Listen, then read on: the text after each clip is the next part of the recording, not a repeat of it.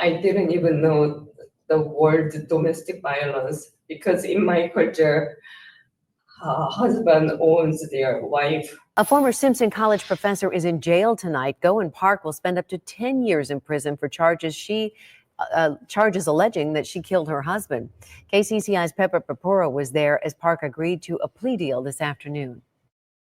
Seung-nam died, tied up, gagged, and strangled with rope in February of 2020. Today, his family listened through teary eyes and heavy emotions as his wife was convicted.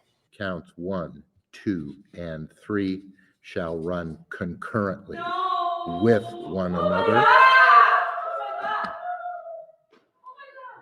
Yelling in the background is Seung-nam's family as the judge reads the sentence convicting his wife for Nam's death. Friday afternoon, Gowun Park pled guilty to manslaughter, kidnapping, and domestic abuse charges for her husband's death. However, she still maintains that she is innocent. She took an Alford plea, allowing her to acknowledge that there is enough evidence to convict her. What if I told you that there was a paradoxical universe where Sarah Boone was found innocent, where one who kills their husband and then goes to court and claims victim, although there is evidence, although there is a recording from her cell phone, but not a recording viewing her lover in a suitcase. In this case, it would be a recording viewing her lover tied and gagged and his face covered, dying. What if I told you that with that evidence in place, a judge would still only sentence her to serve 10 years? Now, what if I told you that during the pretrial sentencing and investigation that she was given house arrest? And now what if I told you that the judge considered that house arrest as time served, and just 11 months after sentencing, 11 months after being sentenced to 10 years in prison, she was up for parole? Well, ladies and gentlemen, we don't need to go to Paradox World, to an alternative universe. All we have to do is travel to Iowa. Travel to Iowa to see a complete disgrace of the judicial system. Before we jump into this parole hearing, we are going to get more insight on this case. You see, it was covered just 2 months ago by Dark Asia with Megan. This is her channel. I highly recommend you go and see the full 15-minute video before you finish this parole hearing, but we'll get a few minutes of it right here to give you a little bit more insight, and then we are going to jump into the parole hearing. Ladies and gentlemen, let's go. It all started on the evening of February 15th, 2020, when Mrs. Park made a frantic 911 call. In a distressed voice, she told the operator she found her husband, Nam, unresponsive in their living room. First responders rushed to the scene. When they arrived, they found Mrs. Park crying in the living room, clearly upset. 2 female officers gently pulled her aside, trying to calm her down so they could understand what had happened. According to Mrs. Park, the afternoon had started out normal. She and her husband were in the study together, but after about an hour, she moved to the living room to spend some time alone. She eventually fell asleep, and when she woke up, she discovered her husband tied to a chair, the chair leaning forward onto the floor. Panicking, she rushed to cut the cords and tried to wake him up, but it was too late. Mr. Nam was already unconscious. As the officers tried to calm her down and gather information, a sergeant joined them while the others began collecting evidence. Mrs. Park kept asking to retrieve her cell phone from the study so she could call a friend, but officers wouldn't allow it. They did offer to make the call on her behalf, but she declined. When one detective asked if she had pulled on the rope around her husband's neck, she firmly denied it. Later that night, Mrs. Park was taken to the West Des Moines police station for questioning. At first, she stuck to her story, insisting that her husband had tied himself up. But after about an hour of questioning, she shifted her account slightly, saying that sometimes her husband asked her to tie him up when he was feeling violent, as a way to calm him down. The detective explained that Mr. Nam's death was confirmed to be from strangulation based on the doctor's findings. Still, Mrs. Park maintained her claim that her husband had tied himself up. The police then asked Mrs. Park to unlock her phone, explaining they had a warrant to search it. They requested either the passcode or for her to use facial recognition. Mrs. Park, however, claimed she couldn't remember the code, and when they tried to use facial recognition, she deliberately covered her face. At this point, the officers accused her of lying, telling her they would do whatever it took to prove she wasn't telling the truth. They also mentioned that her version of events didn't align with the evidence they had from the crime scene. Police also discovered that Park had taken a video of Nam tied up shortly before his death, but she deleted it 2 minutes before calling 911. The victim's family was shocked and emotional as the judge read the sentencing in court today.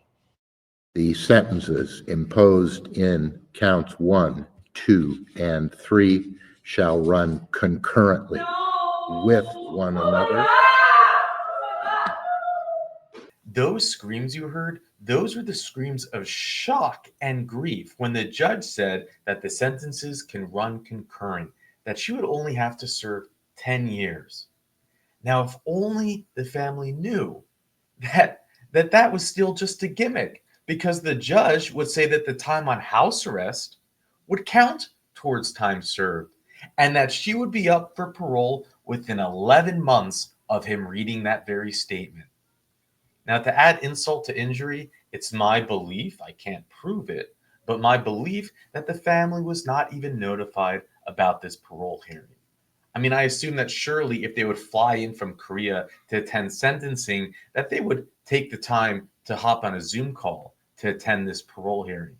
But we often see the Iowa Parole Board completely neglect victims, and it would come with no doubt or no surprise that they did not make a proper effort to reach out to the victim's family in this case. Not that it would make a difference. The Iowa Parole Board, for those of you not familiar with this channel, they do not care about seeking the truth. They do not care about retribution. They are, in my opinion, incompetent.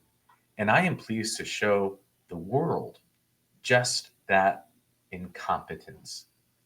Now, with that, let's jump in. Hello. Hello. All right. You sitting there for Susan?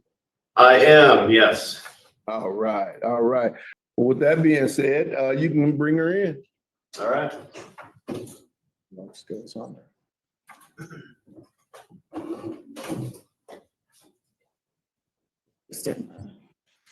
Now tell them your name and your number. My name is Gowun Park. You might have to speak up a little bit. Okay, my name is Gowun Park. My number is 6156071. Are you able to hear? Well, no, she was kind of looking down and not looking up, so her voice was trajected downwards. Okay. The microphone's up there. You have to speak kind of loud. Okay. My name is Gowun Park, and my number is 6156071. Thank you, Ms. Park. That was much better. My name is James Moses. In the middle, to my right, is Meredith Lamberti. And to her right, to your left, is Dana Wingert.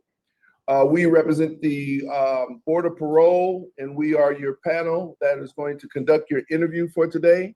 Yes, sir. All right. And then do you wish to continue and proceed? Yes, if you wish to continue to proceed with the interview. Yes, sir. Okay. Please know that we were able to access information. We were able to, investigate your case. We had access to things that you have completed, some programming, some history, and just things that you've done in relationship to your transition when you got incarcerated until prior to this interview, if that makes sense. So with that being said, what I'm going to do is go ahead and start it off, the interview.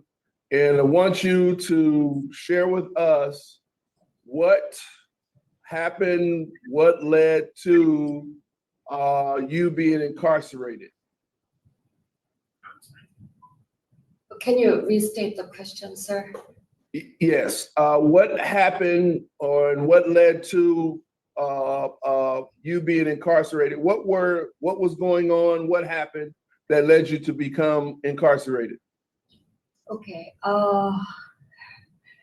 I met my husband named Song Nam at church choir, and we've been friends, and we can get closer really quickly because we both have a Korean background, and he experienced like a physical abuse from father.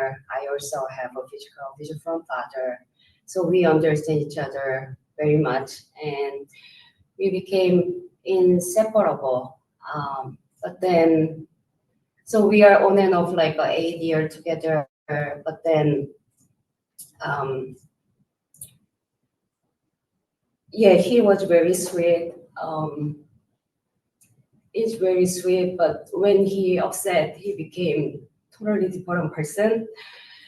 The day he died, we went to grocery shopping, and I don't know what triggered him, made him upset, but when we get back to the car, he was very upset. He was a punch the car, and then he punched like a windshield of his car, and it was broken. He's very athletic. He's 5'10". I'm only 5. He's a black belt taekwondo master, so that he punched the windshield and then it's broken, and he's even more upset. When we get home, he asked me, tie him up, because he was working at airport. He set up those kiosks at airport so that he have a zip tie in his pocket. So he was afraid he would hurt me and eventually kill me, because before that day,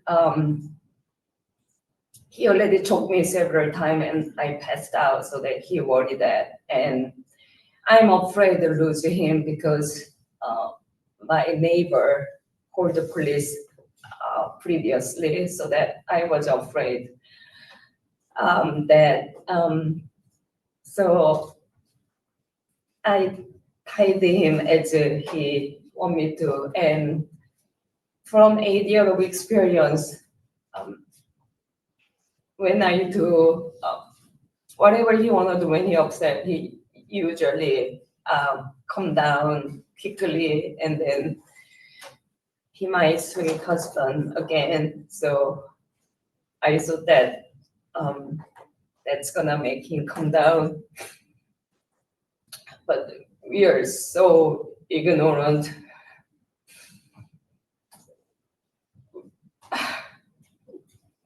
I was so afraid, and then I was panicked, and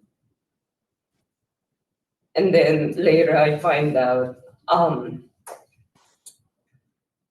and then I call 911,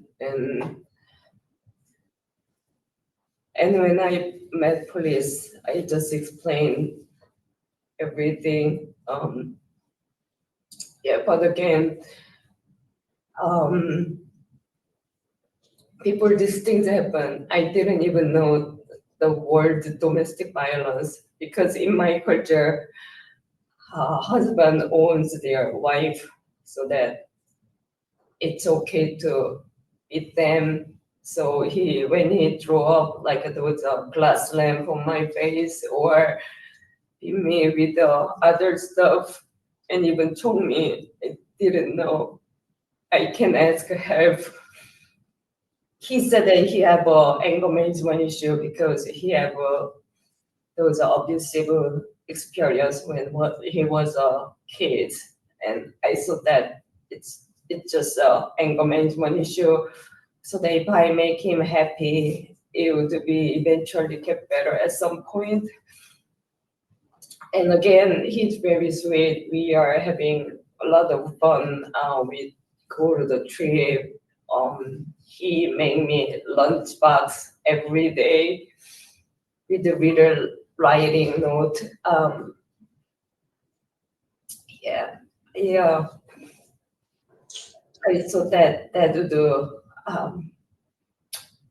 I thought that eventually it will get better. Again, I was so ignorant. We should ask help. And yeah, we just failed. I failed. I just I would give up everything if I go back, and I couldn't do differently. I still think of him a lot. I miss him a lot. I'm wondering how could our life has been if he haven't died. And this tragedy just broke everybody's heart, including his family and my family, my daughter. And again, I lost my friend, my best friend, my love of my life. Yeah, I really would give up everything if I can have another chance. How long were the two of you married? We've been on and off 8 years together. We've been married about a year. We engaged a long time ago, but then after like 6 months, I moved in with him. I found that he had those very violent issue when he upset. He broke a TV. He tried to jump out of a window. We live like a 23rd floor, and then he tried to kill himself. So that it all started after we moved in together. So I was afraid. So we are kind of separate. Then we get back together. So on and off 8 years. Then finally, I moved in Iowa in 2017 for my teaching position in Simpson College. And he flew to Iowa to see me a lot. And he got a lot better. We got a lot better, and we missed each other a lot. So the following year, we get married. And I thought that could be better.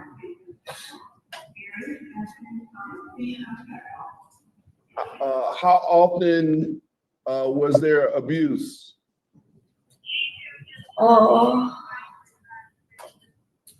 It was open. I cannot really.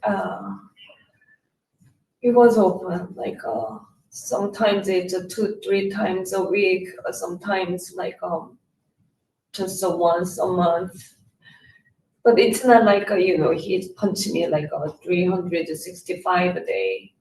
As I told you, when he's not upset, he's such a great person. He's a big goofy, make me smile.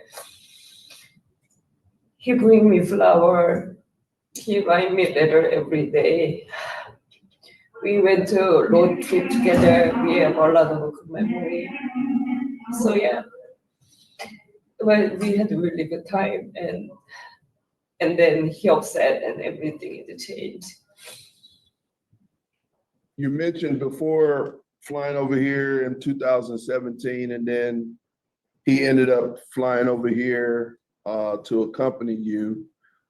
But you came from, was it South Korea? Yeah, I originally from South Korea, sir. So you had mentioned something about stating that in your country, the man has total ownership to Right. basically of you. Right. So did those conditions come over here as well when you came to Iowa?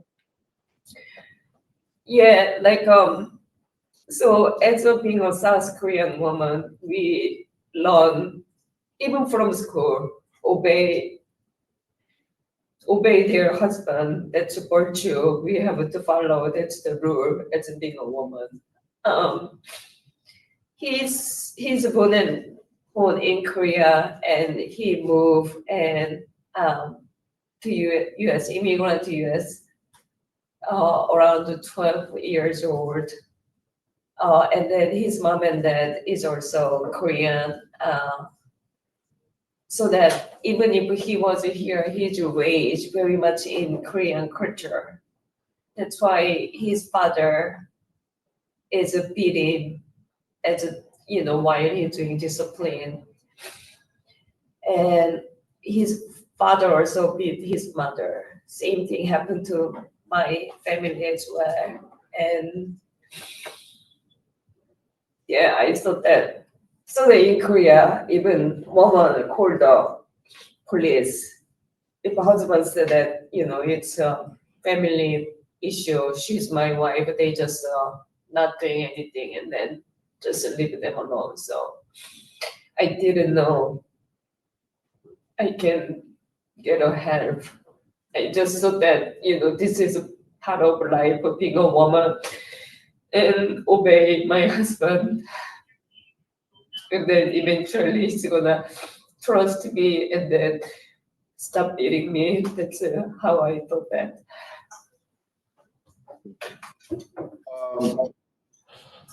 What I'm going to do is I'm going to conclude my questions for now. I may have some more for you when I come back, but I'm gonna see if my colleagues have some questions to ask. Meredith, do you have any questions for Ms. Park? I have a couple of questions for you, Ms. Park. Good morning. Hi. So I see it looks like you've been meeting regularly with a psychologist there in Mitchellville. Is that right? Yes. Have you ever met with a counselor on your own before coming to prison? Before I come to prison, I was a pre-trial release condition, so that I was a GPS monitor from March 2020. I think, yeah.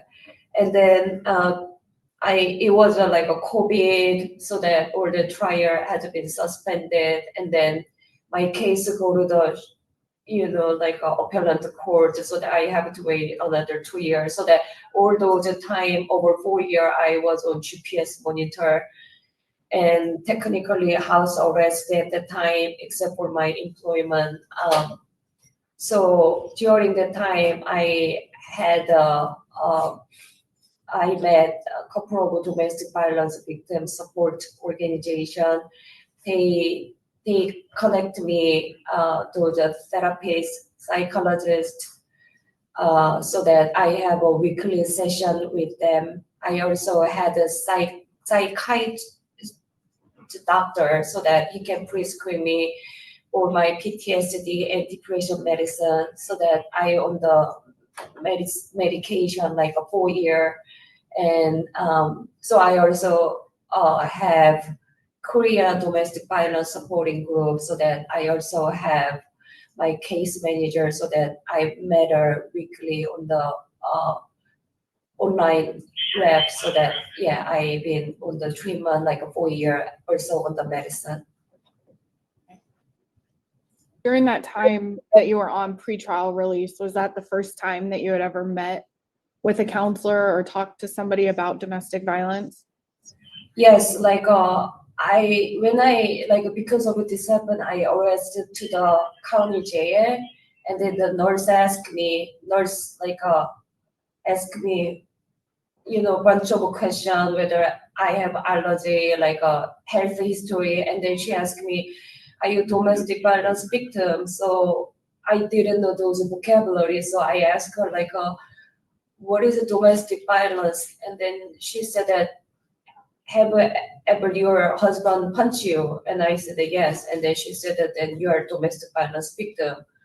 So I didn't know even those vocabulary. And then once I retained my attorney, through her, I engaged those domestic violence victim supporting group, and then I start to have a conversation with them.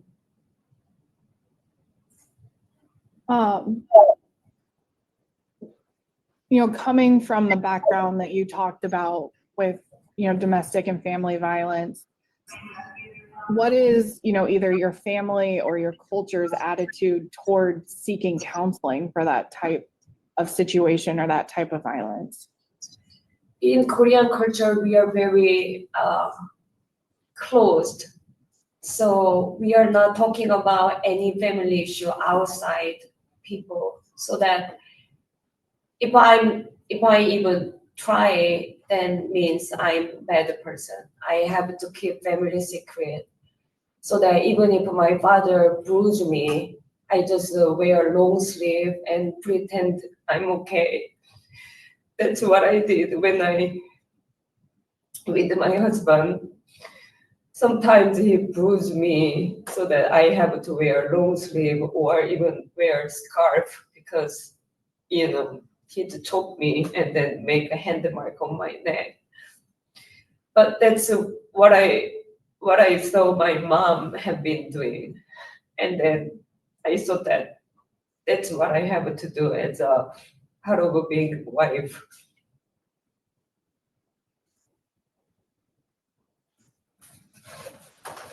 Oh, when you do go back to South Korea, are you going to be able to, keep in touch with the domestic violence groups that you've been talking with, or find a counselor, or have an outlet for talking about what you've been through? Yes, I still have a video visit with my domestic violence group. They are in Chicago because in Chicago we have a bigger Korean community, and yes, she's planning to engage with someone in Korea so that I can get my medicine. Also have a weekly therapy, and I also scheduled to meet her in person once I go back to in Korea. I mean, only I'm not retained again in Korea. So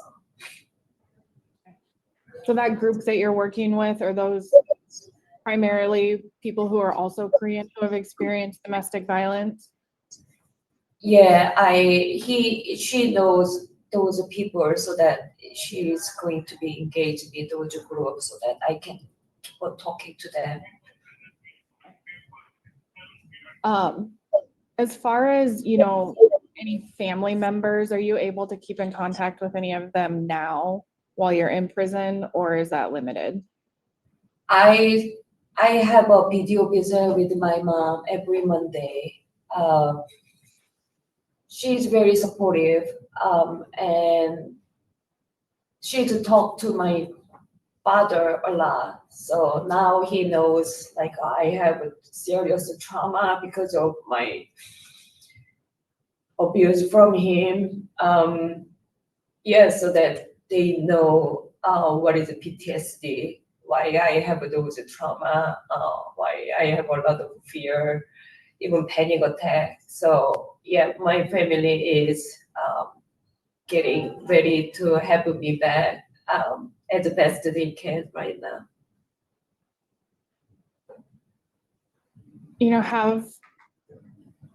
You talked about seeing violence with your dad as a child and with your mom, and how is that going to affect your, safety and ability to live in Korea with, still being around your dad and with the background that you now have as an adult? Yeah, I will actually talk about with the doctors in my unit therapist. I mean, psychologist. And when I first got in here, I I was like still in denial about my husband's death, and then those things happened to me because I never even broke the law. I even don't have a parking ticket in my life, and then all of a sudden these things happen. And then I also have a full of fear. I couldn't even talk to anybody. I'm even afraid of somebody asking my name. But then I met her like a weekly basis. I grieve my husband's death a lot, so for pretty much each session I cried like entire time. And we talk about how to release my resentment, how to be aware of my emotion and fear, what is a healthy way, proper way to express it. And she also helped me a lot draw boundary, which I never able to done that before. So I think now I am equipped to, be aware of my emotion and fear, and going in the healthier way to express it. And again, my family is also educate themselves so that understand how they should treat me. And honestly, I don't know what's gonna happen when I back to Korea. I'm going to be deported because of these consequences, and then once I'm deported, I will be detained by Korean Justice Department, and then they're gonna reopen case and then investigate it again. So I'm not so sure whether I'm going to be incarcerated again or I can be back to my family. But if I won't be detained again, I want to build like a new relationship with my family. Especially, I have a daughter in Korea, and she's right now very much struggle. And now because Korean those YouTuber find out my case, and then they making a lot of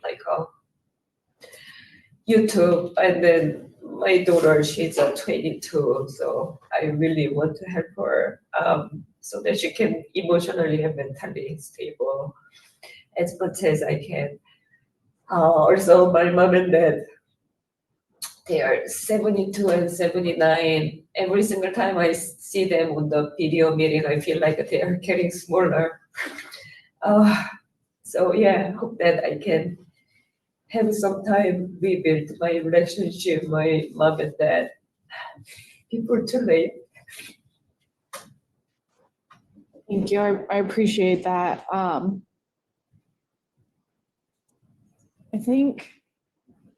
I think those are all the questions that I had for you. So thank you. Thank you. Thanks, Meredith. Dana, you have any questions? Yeah, just a couple quick ones. I'll make this quick, Ms. Park.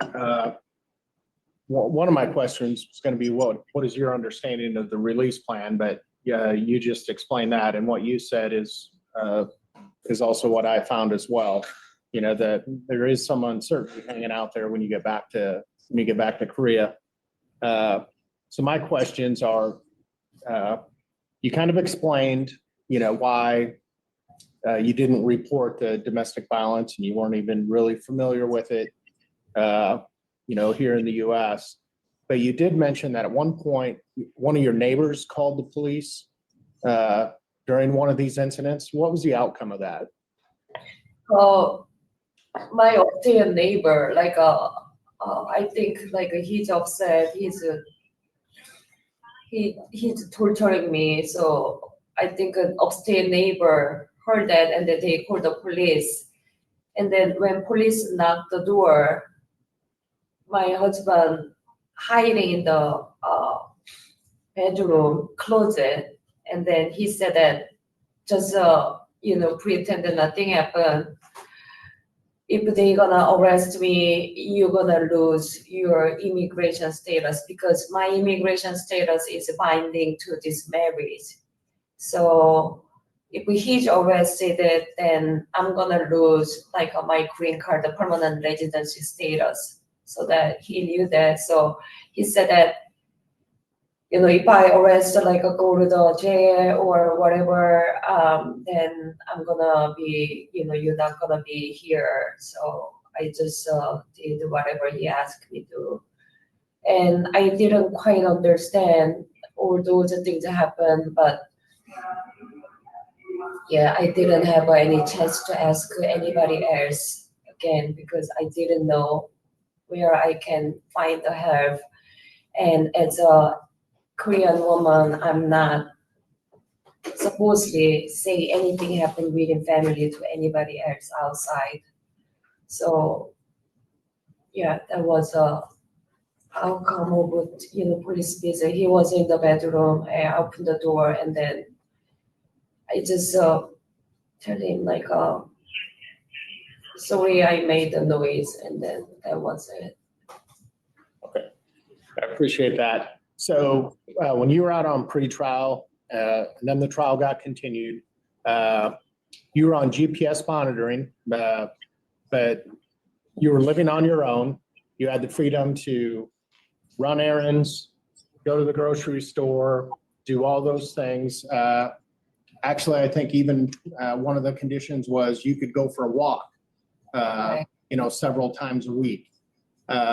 While you were on that supervision and on that GPS monitoring, were there any violations? I was a GPS monitor over 4 years. I did not make any single violence. So that when I go to the probation officer in-person visit, she called me easy breeze all the time. You are easy breeze. So yeah, I mean, again, I never ever broke any rule in my life. I never even have a parking ticket in my life. I never had a speeding ticket. Yeah, so. Yes, that's what I found as well. I just wanted to get that out there because you have essentially been released into the community and we didn't have any violations during that time. The last thing I want to hit on, one of my colleagues talked about some of the domestic violence services, the counseling, and are you going to be able to continue that, you know, if in fact we go with this release plan.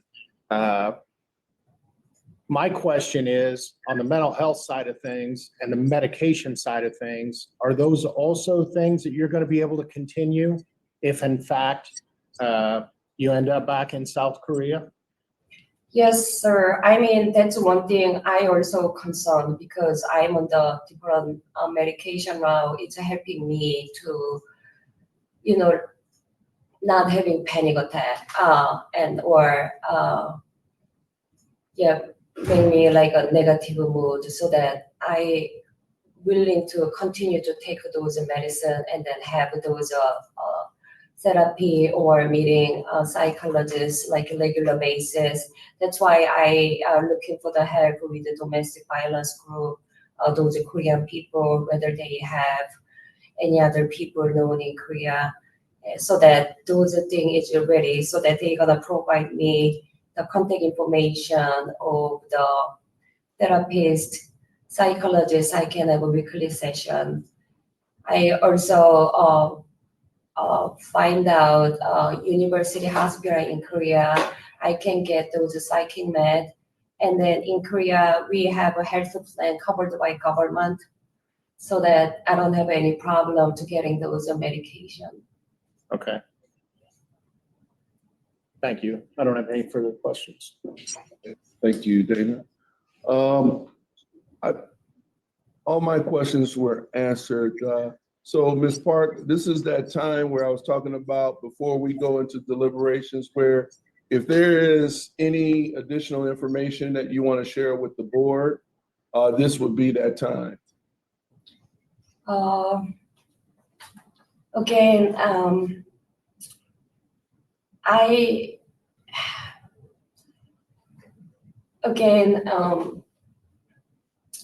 I wanted him to be happy. I wanted us to be happy. And we tried at our best of our knowledge, but again, we are failed. We are simply didn't foresee this could happen. And that's why I'm thinking like, if I go back to time, I would do or everything differently, getting help, getting attention on his mental health as well, on my depression as well. We failed and then I failed. In the beginning, when I first got in here, I was just afraid everything. Then throughout those provide program and weekly session, I found those value in my life again and start like learn how to release those resentment. And I hope that now I know I'm ready to make a better decision for my loved one. And so that, I hope that I know his family must have a very tragic time, and my family also have a really hard time. So I hope that I can help them any way possible, including my daughter, if you allow me have opportunity. And again, I don't know what's gonna happen once I deported in Korea. I probably incarcerated again, but yeah, I made a terrible mistake, and I would like to take accountability. And thank you for letting me meeting you. I really appreciate this great opportunity. Thank you. All right, this is that time where you just sit back and listen and just listen. And then we're gonna just go and deliberate and communicate. And then I'll come back to you and try to explain the outcome. Okay. Colleagues, anyone wants to share their position at this point? Sure, I can go first. I'm gonna support this recommendation for parole to Ms. Park's ICE detainer to South Korea. This is terribly tragic situation. And when there has been a life lost, there's never an amount of years or a time that we can put on it to quantify it. And hearing her vulnerability and openness with us about the situation, I think helps make this decision. We have a number of other factors to consider here too. One is that she was out on pretrial release for years with no additional issues. She is low risk for a release, because this was family violence and domestic violence. She's worked very hard on her mental health, not just the mental health struggles in general, but also working against, some cultural attitudes and working with her family to also understand that. But we're also probably not at the end of the road for criminal charges. Her ICE detainer, is to, like she said, oh, I lost my place, the South Korean Department of Justice. There's a very high likelihood she might face additional charges there. She does intend to, comply with her ICE detainer and to be deported to South Korea to face whatever unknowns are there. She has follow-up as far as the organization that she's been working with in Chicago that can help her identify services when she gets there for people that she can continue to work with, whether it's, virtually if she does end up being imprisoned there, or community service providers that they've been able to identify. So I think with all of those other factors that do make this case unusual, I can support it. But I'd be looking at that parole to her ICE detainer. We would put that 10B on as a fallback. I would put no early discharge on it just to tie those two together, just in case, although again, I think it's very likely that she's going to be deported and perhaps face additional charges. In that 40A, I would put mental health and medication compliance, and I don't think that I see anything else. Thanks, Meredith. Dana. Yeah, I agree with what Meredith said. And, she was released on the community on pretrial and had no violations. And you know, we went through our research and that documentation, and that's all true. You know, I she is very low risk.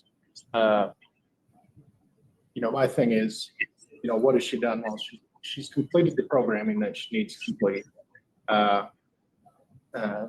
I think she understands it. She's had to overcome some cultural obstacles regarding, you know, the crime itself.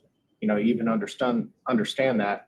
Most importantly, you know, came to the realization that there's some mental health concerns as well, and now has received treatment for those along with medications. So where are we at here? You know, at ICIW? Well, now we're just here to sit. Basically, this detainer is not going away. You know, we have a discharge date that'll be, you know, that's 3 years out. But there's an uncertain future looming out there, you know, with the Korean Department of Justice, you know, where she could potentially face charges there as well. So my opinion is, you know, I support this recommendation as well, you know, hold of the ICE detainer, because there's another process that is laying out in front of her that she's going to have to deal with as well. You know, but in terms of programming, treatment, mental health, I think, you know, what can be accomplished here has been accomplished here. Thanks, Dana. Thanks, Meredith. I'm in agreement with you both, so I'm gonna go ahead and share what our decisions are. Okay, Ms. Park. Yes, sir. As you had a chance to listen to my colleagues deliberate, I didn't get a chance to share, but I'm in agreement with them and what they've had to share. Yes, this is a tragic situation. But in light of what the DOC has recommended, we feel that this is the best plan for you. You know, I mean, you're dealing with some unknowns. And with that being said, it was, you know, nice to hear how you responded when you were on pre-sentence investigations, not picking up any new charges or any violations, and just doing your best to just try to cooperate with what was pending during that period of time. You engaged yourself with programming. You saw that there was an adjustment. You learned about a new culture from your culture and your practices that was different. So all of those things, we concluded with that we're not going to hold you back from the detainer. So we're in agreement with DOC's recommendation to parole you to your detainer ICE. That is a PG D5 with the 10B, which, you know, whatever happens or outcomes, if something happened down the line where it's inside of your year before your discharge, then you would be housed back.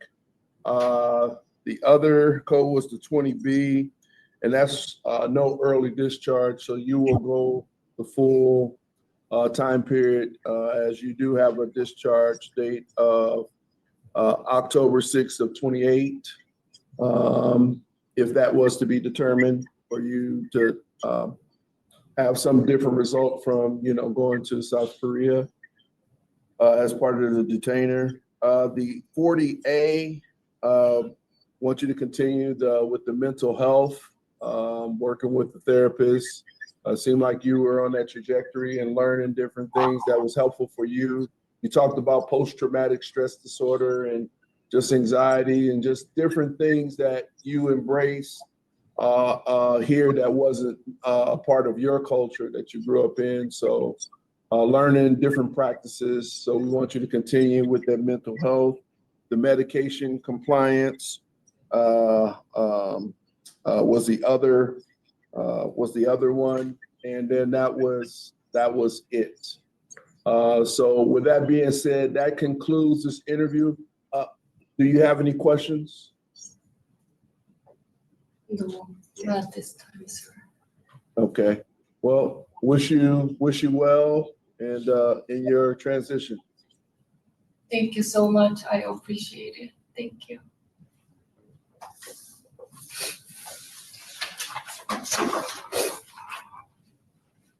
Thank you. And ladies and gentlemen, here we are. You saw it for yourself. The incompetent Iowa Parole Board, the despicable Iowa justice system. I think the only mistake that Sarah Boone made was committing her crime in the state of Florida, because if it was here in Iowa, she wouldn't only be free, but she would be given pat on the back. She would be viewed as a victim. They would be saying, poor you, I'm so sorry that you were the one that was victimized because you're saying that you were. So let's believe you. It's pure madness. What we saw is absolutely insane. I'll go over the documents with you. We have plenty. We know the Iowa Parole Board, they didn't take a second to review anything. No, instead, they were so impressed that someone who killed their spouse went on house arrest, didn't do anything wrong. You can't make it up. Because those who kill their spouses, they all of a sudden become violent, unhinged criminals. We know that through the data. Oh, wait, we don't. The data says the exact opposite. Oh, I mean, like, you mean that people who all of a sudden kill their spouse don't become unhinged felony makers?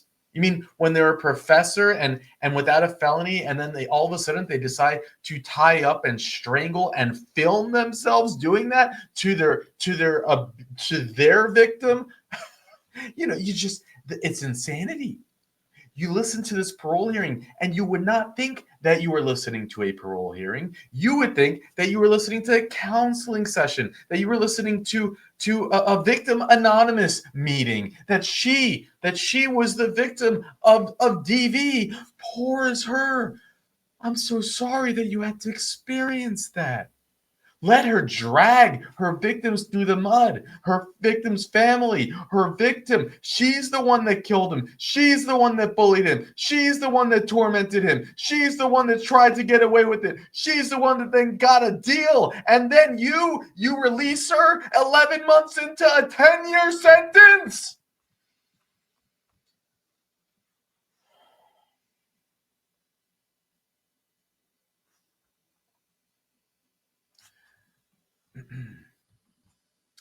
February 15, 2020 is when she committed this murder.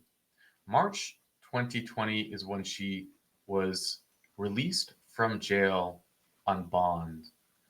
April 30th, 2024 is when she was sentenced. And April 1st, and what a day, what a coincidence. On April Fool's Day, she is paroled. And if you were never to have seen an Iowa parole hearing, you would think this was one big, giant April Fool's joke. The idea that now, if you think for one moment, if you had thought it, if you haven't seen Iowa parole hearings, you can be forgiven. I don't blame you. But if you think that when they were talking about, because she said it, she said, "Oh, Korea, when they bring me back, they're gonna try me. I'm facing prison time there." And then the Iowa Parole Board, they eat it up. They're like, "Yes, there's a high likelihood that Korea is going to try her. There's a high likelihood that when she gets deported, that she's going to be facing more time." That's BS. This is a smart woman. She's a professor. She manipulated the parole board. I mean, she's not that smart. I mean, her crime was really obvious, but she's not dumb. I mean, she's not. Maybe she's dumb, but she's not. The manipulation, you can see it. She's playing timid, shrinking up like a ball. She starts off by talking softly. Then as it progressed, as she realized, wow, they're eating it up. They're eating to my palm. She said she went out more. She went out more, like maybe what Sarah Boone would do, going on how she's the victim. And then the parole board, they eat it up and they say, yeah, she's gonna get more. And what about this kid? Why do you think that a different country, when the victim's family is living, I made a mistake by saying the victim's family lives in New York. What pressure? Do you know anything about politics and the way that prosecution works? Is there any reason that Korea will say, you took an Alfred plea in America, you served your time, but now we're going to go and invest our resources on killing you? We have no evidence, we have no information, we have nothing. There's a couple news articles, there's some hearsay. Now we're going to go and invest our money to convict you because no. That's not how this works. Like the idea that the parole board just, again, it's insane. She is not going to face any convictions when she goes back to Korea.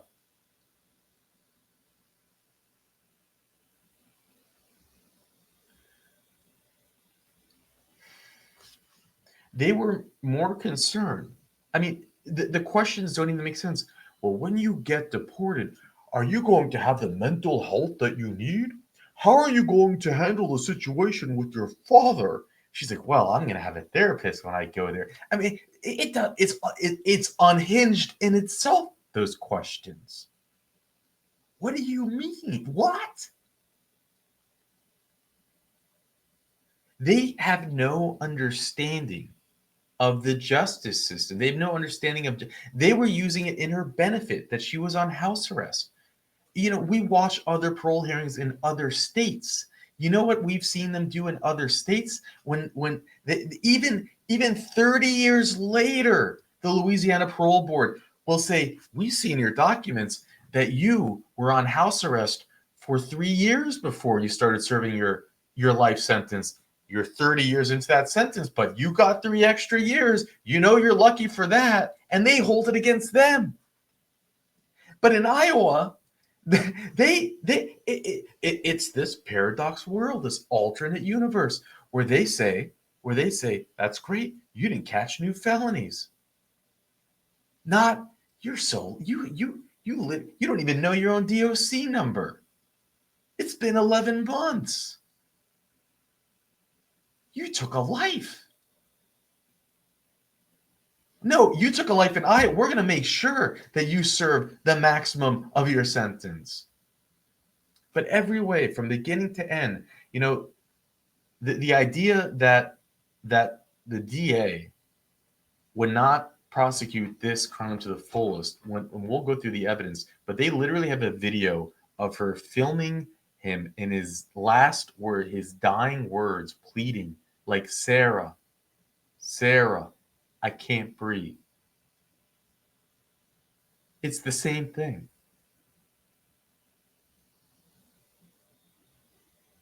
And they don't prosecute that to the fullest. But then not only that, when they do the plea deal, the judge runs all the sentences concurrent and then gives her time served for the house arrest.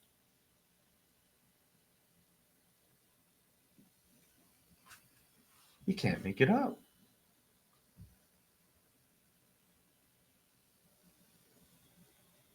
Let me let me show you what Holly found, and a special thank you to Holly again, because I would have not covered this case. Because we record so many cases, and really when you just listen to it without the context of it, there's not much there. It's hard to understand. And Holly said, no, man, dude, this is nuts. Look at the information I dug up. This is like Sarah Boone. Except she got away with it. And let's go through this. An Iowa economics professor allegedly murdered her husband. This is the when she was first charged. Okay?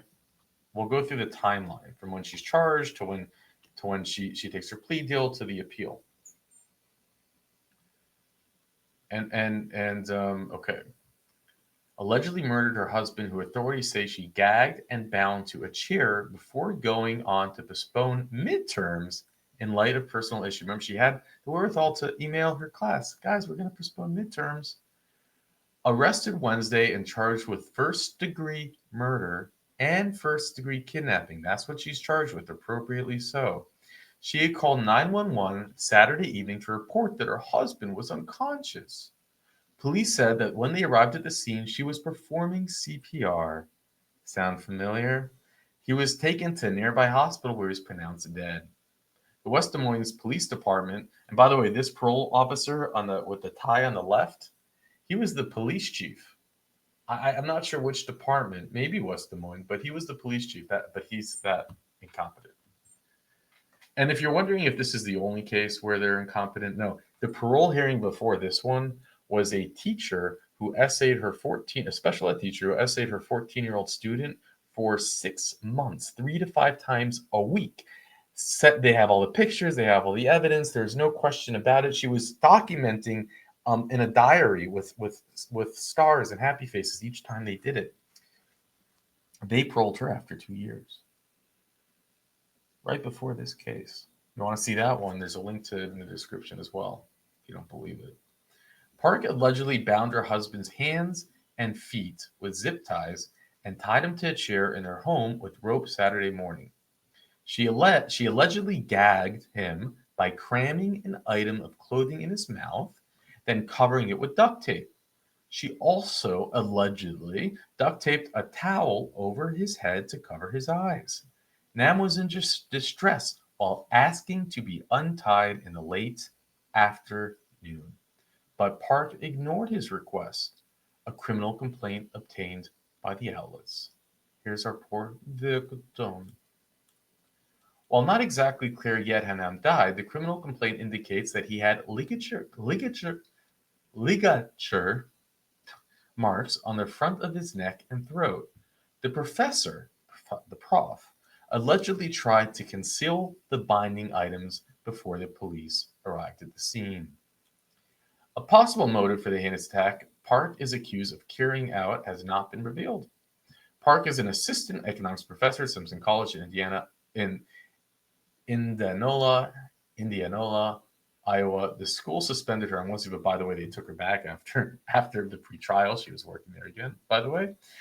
A day after Nam's death, Park emailed her student to cancel class and postpone a midterm next week, citing personal issue. Whoops, I murdered my husband. Simpson's economics student Thomas Musig, who had Park as an academic advisor as well as a professor for 3 years, told the Register that Park never mentioned having a husband before. This is someone who's been her student for 3 years, ladies and gentlemen. She would talk about how she's single, he said. Huh. Who would have thought? Park told him that all her family was over in South Korea. It's not clear how long she lived in Iowa. Now, what we will go to is we'll do the sentencing and then we'll go over the appeal. The appeals got the juice in it, right? But this is how they call it, AOL. People use AOL anymore. Who was the abuser and who was the abused? I know people use AOL. I'm just saying. Okay. How many of you with AOL email addresses? Okay. In a macabre death of Iowa man by a spouse, who was the like? They're even questioning that. How insane, right? This is the mother, the victim's mother, and let's point that out. They didn't show up to this parole hearing, but they didn't show up, in my absolute opinion, because the Iowa parole board didn't notify them. Do I know this for certain? No, I don't. But we've seen it happen before. The Iowa parole board, we follow them. They are incredibly disorganized with their docket. I have no doubt that they did not contact the victims. They would be here. But that's just my opinion. I can't prove it. Okay. To craft proper sentence for Simpson College professor Park in the macabre death of her husband, Judge Brad McCall had to delve into the history of Park's troubled marriage and ultimately decide who was the abuser and who was the abused. Like, the idea that this is even being discussed is insane. Just look at the evidence. Park 45, now she's 45, right? 4 years later, pleaded guilty Thursday to voluntary manslaughter, kidnapping, and domestic abuse. That's what she's ultimately found guilty on. In a hearing that stretched over 4 hours, he heard arguments, testimony, and an impassioned plea by Nam's family before ruling that Park's sentence would run concurrent rather than consecutive, sending her to prison for 10 years instead of 25. And he considered the house arrest as part of the sentence. So again, she only served 11 months when you take in the fact that she had parole. Throughout the 4 years the case has been pending, Park has maintained that Nam, 41, who died repeatedly, abused her, and had given his consent for her to tie him up when his behavior became problematic. This is her excuse. It really is as ridiculous as the suitcase excuse. But again, Sarah Boone could have had the same result. This judge would have believed Sarah Boone. Nam was unbound when first responders called Park. Park was found unresponsive in the couple's west and west condominium. But police recovered a deleted video on Park's phone showing him bound, including a rope around his neck, and pleading to be released shortly before being strangled. How can you have that fact in the evidence and it not be first-degree murder? But again, this is what Sarah Boone was hoping for, right? I'm abused. I'm an abused spouse. Feel bad for me. Sarah.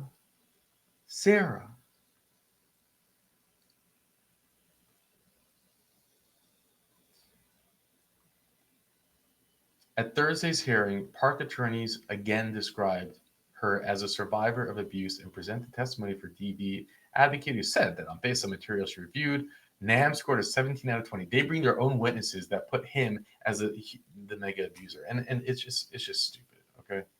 There's nothing there. Then they go to the prosecutor. The prosecutor, though, said that Park was flipping the roles of abuser and victim, when I think the evidence shows here is the defendant acted to isolate the victim, that she created these rigid rules, threatened and bound him, Prosecutor Scott said. Evidence showed Nam signed legal documents pledging his money to Park and promising not to leave her without assent. Other notes and emails show Nam agreed to strict household rules, and text recordings showed he thanked Park for allowing him to work, sent her hourly updates at his work, and even agreed to pay a $100 penalty anytime he missed one of those check-ins. Hourly check-ins. Videos from Park's phone showed him kneeling, partially clothed, apologizing for problems in the relationship, and consenting to be bound, with Park heard prompting him on what to say. That led Dallas County Attorney Gene Ritchie to ask one witness, that's an example of how a female aggressor would dominate a male victim, isn't it? But the DA, they're two-faced because they should have taken this all the way to the jury, to the sentencing. Nam's family told Judge Park had abused him over an 8-year relationship. His parent, sister, and brother-in-law described him as a good and kind-hearted, gentle, and nurturing. Although he'd shown little interest in material goods previously, Suju Nam said her brother allegedly bought Park expensive jewelry, purses, draining his savings to support her lifestyle, and ultimately sold more than $1 million an apartment his parents had bought for him, transferring the proceeds to Park. $1 million. The only thing this case is missing is a life insurance policy. I begged him multiple times, please, to break away from her because she was a money and soul-sucking evil, his mother, Bong Nam, said in a statement. When Park moved to Iowa in 2017 to become an assistant professor of economics at Simpson's Sung-Woo Nam's family, hoped he was free of her, but the following year he told them he'd found a job in Minneapolis and dropped out of contact until police came to tell them that he'd been killed. So he disappeared from the face of the earth until he was dead, from 2017 until he was killed. Until he was killed on February 15th of 2020. She took everything from him, and yet he is the perpetrator and she is the victim. And all it would have taken is 5 minutes of research at the Iowa Parole Board to realize this, but they don't care.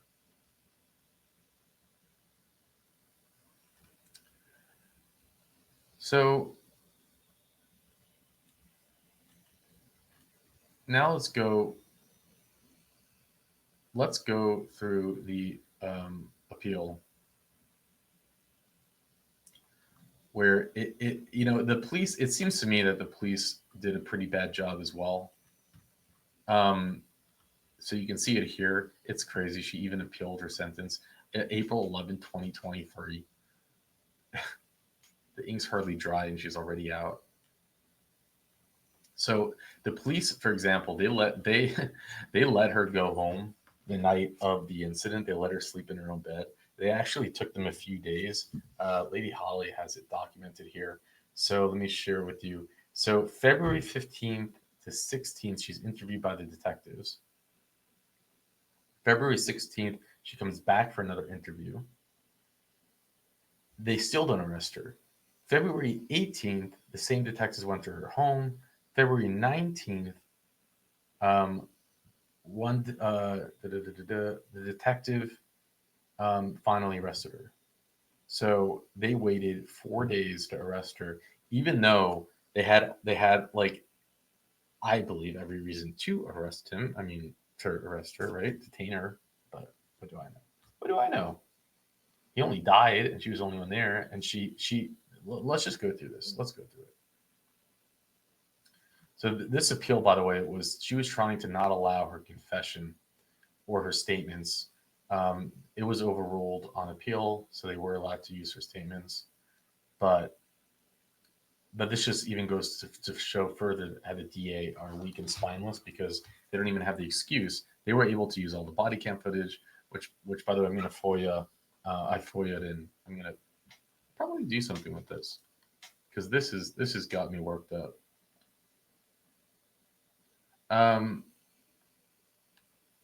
So this is what she tells police beforehand. So she's caught in lie after lie after lie, right? Our legal system tolerates some deception by law enforcement, but when a suspect is being questioned, law enforcement may not use deception that overcomes a suspect's free will and not be deceptive. So this is like part of her thing, saying, oh, you tricked me, blah, blah, blah, so you can't use whatever I said.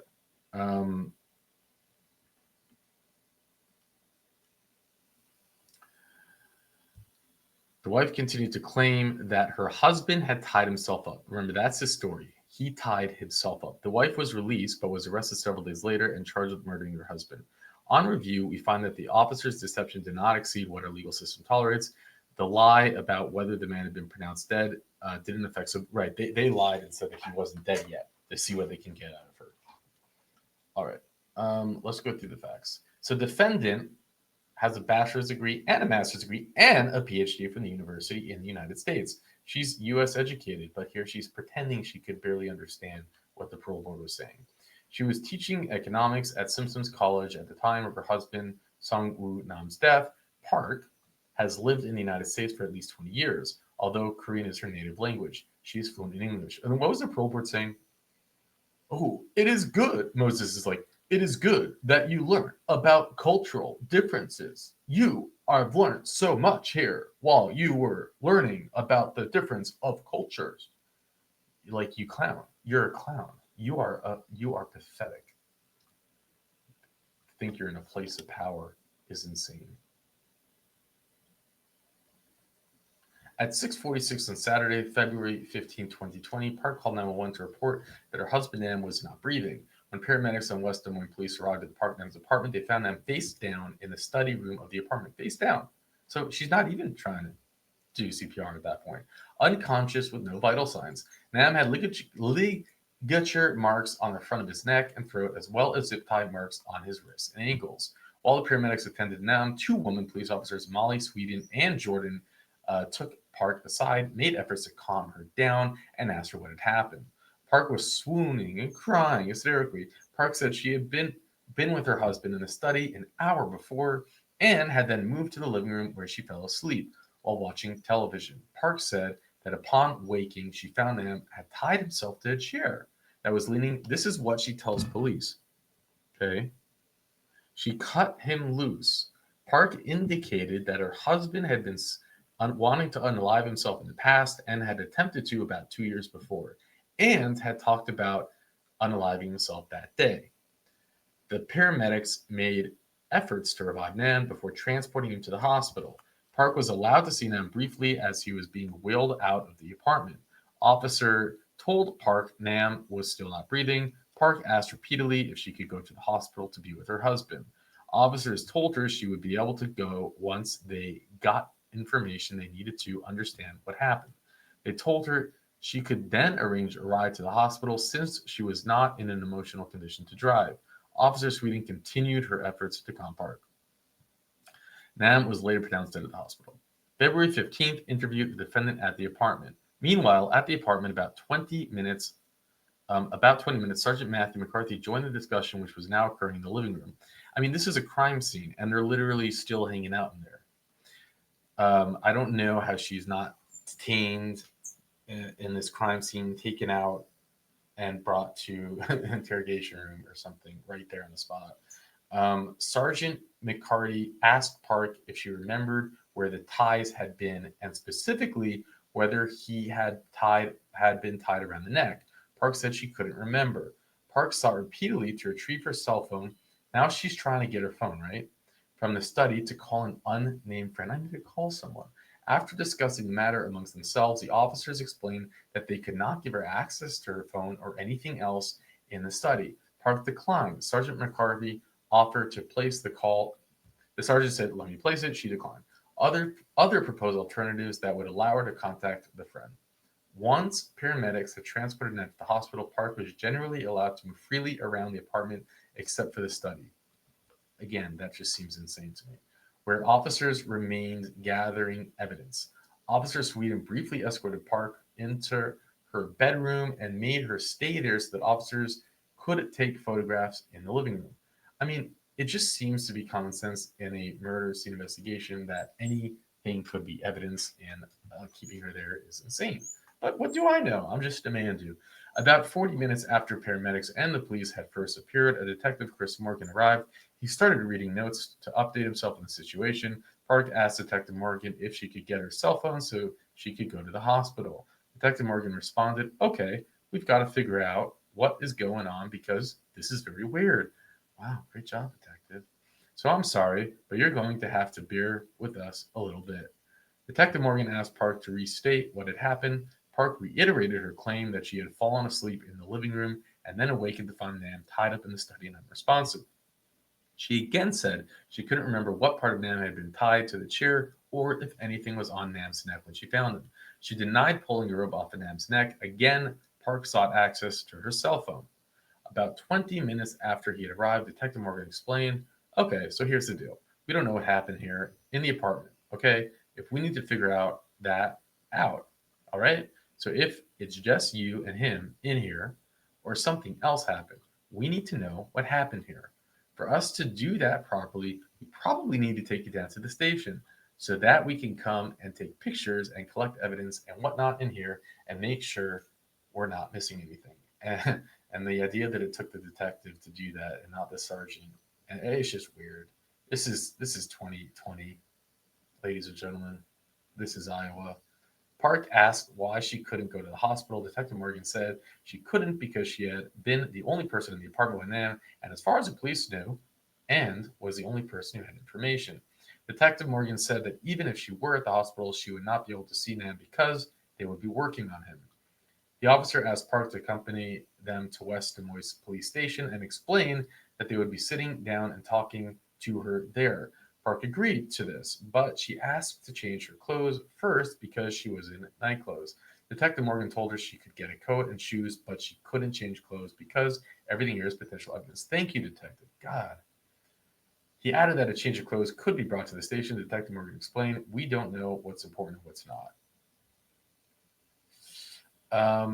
Now, so they go to the interview. It's only 8:30 p.m. Isn't that interesting? It's not like, it's not late. It's still, it seems to have taken, whatever. Okay. She did not sign the written Miranda waiver, though police by then knew that Nam had died, but they did not disclose that. They talk about here how she's clearly understood about the Miranda, and she says she didn't have an attorney. They did everything right. They won the appeal, the police, in terms of the Miranda thing. Okay, Detective Morgan and other detective Jason Hatcher questioned Park well into the early morning of February 16th, providing a lengthy narrative interrupted by occasional questions. Park stood by her earlier story that Nam had tied himself up. Park was able to fill in many details, but still could not recall where she had found the ties on Nam. Again, this is like a long interview, like Sarah Boone probably. I can't wait to see this. About an hour into the interview, Park added something new. She said that Nam had asked her to tie him up a few days before, but not on February 15th, so he wouldn't hurt her. Park disclosed that she had a video of this on her cell phone, but she reiterated that she had not tied up Nam that evening. About an hour and 15 minutes into the interview, Detective Morgan said, it makes sense for him to say, I don't want to hurt you either. So if I'm real upset, tie me up until I calm down because I don't want to hurt you. All right. So we just want to make sure, if something happened today and then somehow he got hurt, that's okay. If you don't mean for him to get hurt, if it was his idea to get tied up and something happened, that's fine. We just need to know. Some 10 minutes later, I think this is the read strategy, right? Just being friends with her and whatnot. The read technique. Some 10 minutes later, Detective Morgan revealed to Park that Nam had in fact died. Park sobbed uncontrollably and could not answer questions for a considerable time. The detective declined Park's request to see Nam, stating that evidence was still being gathered from his body. At that point, the detectives confronted Park with the understanding of the physical evidence. Detective Morgan stated he was tied up and he had marks on his neck like somebody strangled him. Detective Hatcher explained that the doctor reported that Nam had died from strangulation, and they were trying to figure out how he died of strangulation. Detective Thatcher also indicated that the officers were there to help feel safe. And now here's my point. With this information that we have right now, and I hate that I'm going 30 minutes into this, but I feel it's needed. I don't know. If you don't want to be here, you don't need to watch it. But how did they not detain her, arrest her right there? No, they let her go home. Why?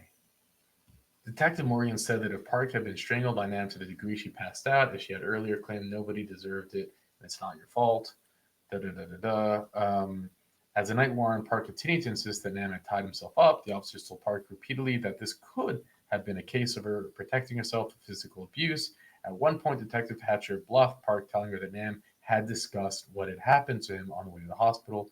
The bluff didn't elicit a response, but I'm happy that he tried.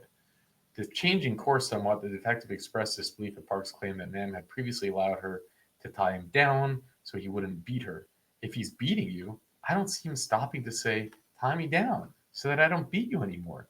That doesn't make sense to me, Park pushed back, stating, I feel like whatever I say, you want to blame me. That's what she said. Classic. As the questioning continued, Detective Morgan told Park that if she took things into her own hands because she was getting abused, she should tell them because people would understand that.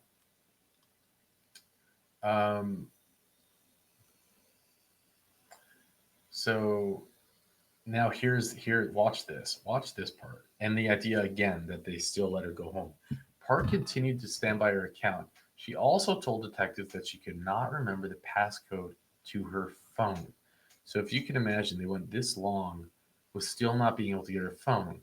After a lengthy break that started around 12:30 a.m., the detectives returned for further questioning. About 1:45 a.m., the detectives told Parker that they had been to the apartment and reiterated the information that you're telling us doesn't match up with the information we're finding in your house. The information on your husband's body at the hospital. After about 15 more minutes, Park asked for an attorney. And questioning ended. Now listen to this. There's more. The officers informed Park that they had a warrant to search her cell phone and requested her again to give the code or do facial recognition. She repeated that she didn't remember the code and she covered her face so as not to cooperate with the facial recognition software. And again, they still let her go home.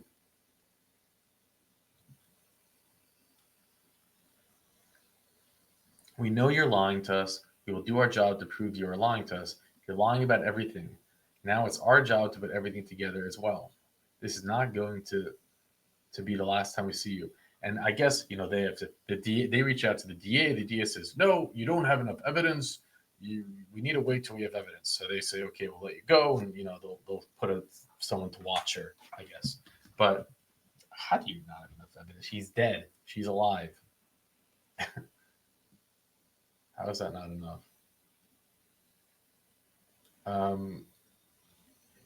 Look at this. Okay. So they come back. She comes back for questioning the next day. Now she comes back on her own. That's what it was. Okay. So about 8 hours after a previous interview, Park returned to the police station unannounced on her own. Detective Hatcher and Morgan were summoned and again conducted the questioning. They Mirandized Park at the beginning of the interview. This time she signed the Miranda waiver. It's incredible that she still didn't get an attorney. Park was more composed than the night before. She gave the detectives a code for her cell phone and said she was returning because she had not told the police everything earlier. She recounted a new version of the previous day's events. Park claimed that Nam had been very upset while they were driving together the day before and broke the mirror of the car. When the couple returned to the apartment, Park claimed that Nam asked to be tied up so he wouldn't break something else or hurt himself. Park used zip ties and rope to restrain him.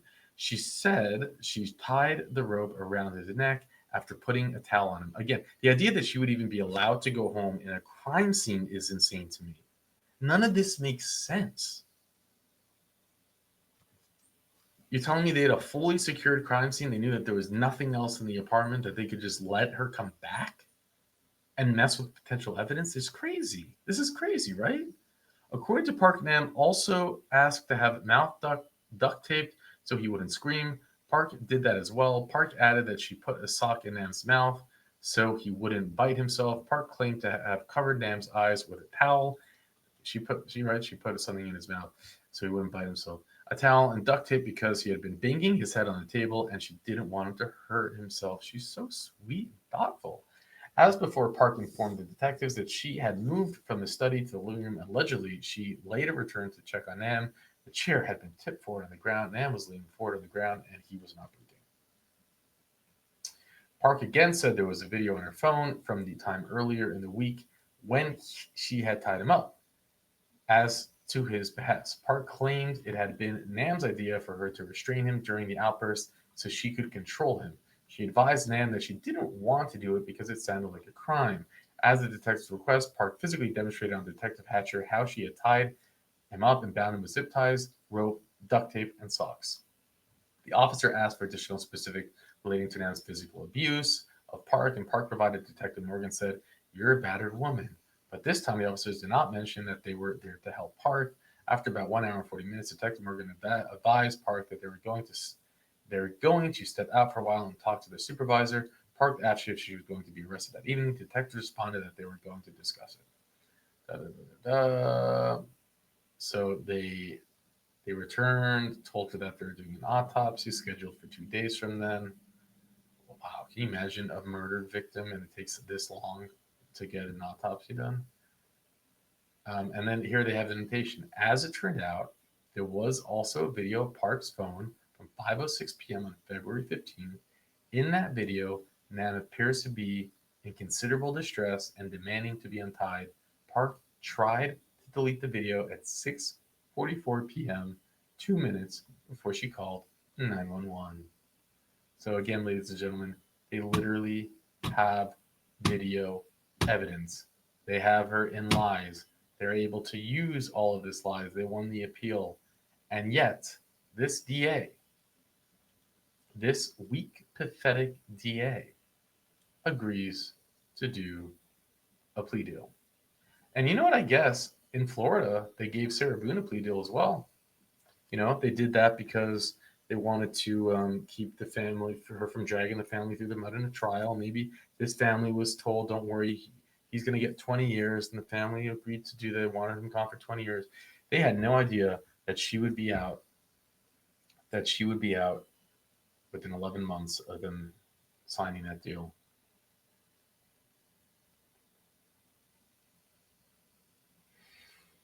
This is not justice, ladies and gentlemen. But you've seen it for yourself.